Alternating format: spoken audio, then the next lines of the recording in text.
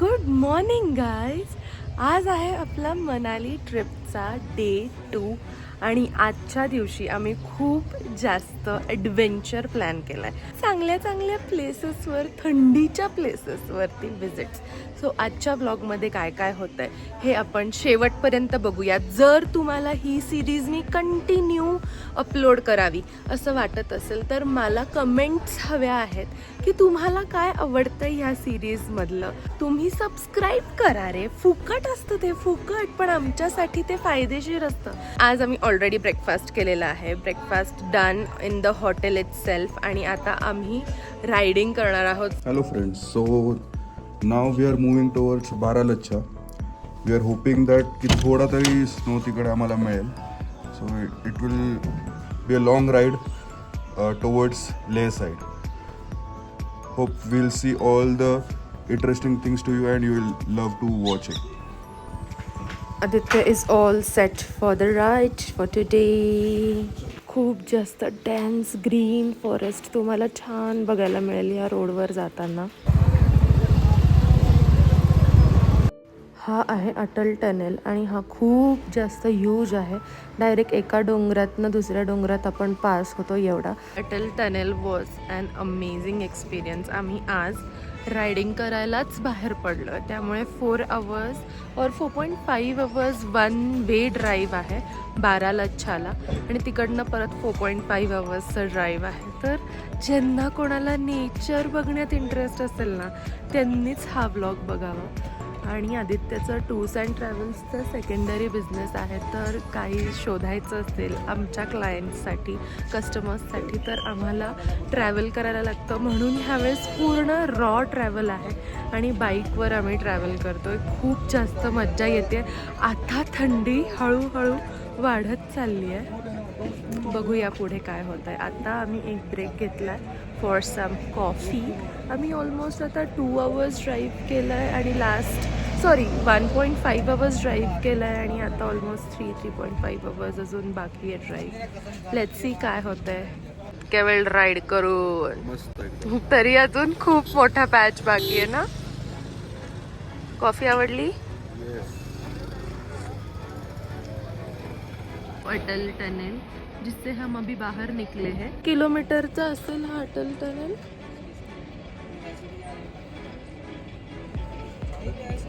बोल ना. आणि असं एकदम बंदिस्त टनेल आहे आणि त्याच्यानंतर आल्यानंतर एकदम झुप नेचर टबा, या डोंगरातनं त्या डोंगरातनं बाहेर. माय न्यू इयरिंग्स. मी पूर्ण गोल्डचं कलेक्शन फायनली यावेळेस मी घेतलं, कारण माझ्याकडे काहीच नव्हतं. तुम्ही रस्त्यात जाताना टिबेटियन कल्चर एन्जॉय करू शकता, त्यांचे फ्लॅग्स, त्यांचे टेम्पल्स एक्सेट्रा. फायनली आम्ही पोचत आलो आहे. थोडाच वेळ बाकी आहे, but you can see the mountains with snow. Amazing view. Finally we have reached. भयानक प्रकारची थंडी आहे. ओठ, अंग खूप जास्त थंडी आहे. म्हणजे ओठही फ्रीज झाले, सगळं फ्रीज झालंय. ऑलमोस्ट 16,000 फूटवरती आहे. कुडकुडतोय दोघं पण खूप जास्त. But you can see the snow now.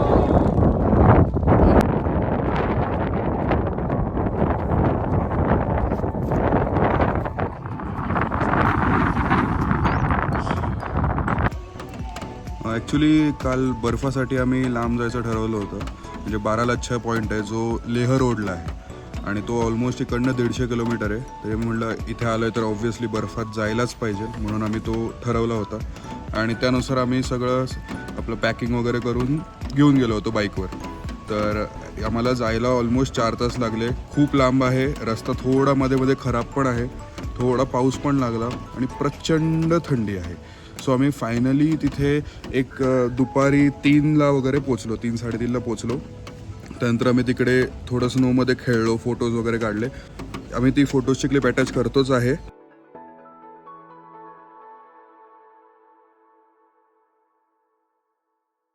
आणि थंडी प्रचंड होती. आम्ही पूर्णपणे काकडून गेलो होतो. त्यामुळे मी सजेस्ट करेन की तिकडे जाताना जे सूट्स मिळतात आपल्याला ते स्नोचे सूट्स घेऊन जा सोबत, म्हणजे काही प्रॉब्लेम्स येणार नाहीत. आणि तिकडे वरती खायला वगैरे जे इकडलं स्ट्रीट फूड आहे, नॉर्मल मॅगी आहे, स्पेशली पहाडोवाली मॅगी ही मिळतेच. तो पॉईंट जो आहे तो 16,000 फूट उंचीवर आहे आणि तिथे थोडं ऑक्सिजनचा पण अभाव आहे, त्यामुळे खूप फास्ट चालणं किंवा चढावर पळत जाणं अवॉइड करावं लागतं.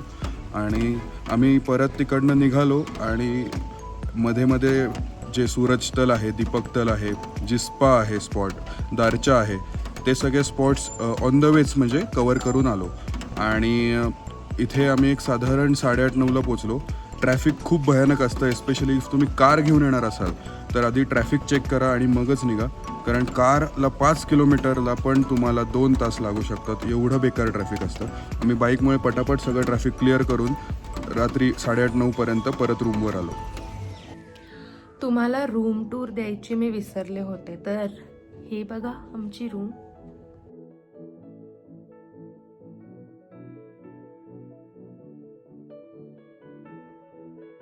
हा ब्लॉग तुम्हाला आवडला असेल तर चॅनलला सबस्क्राईब करा, कारण ते फुकट आहे.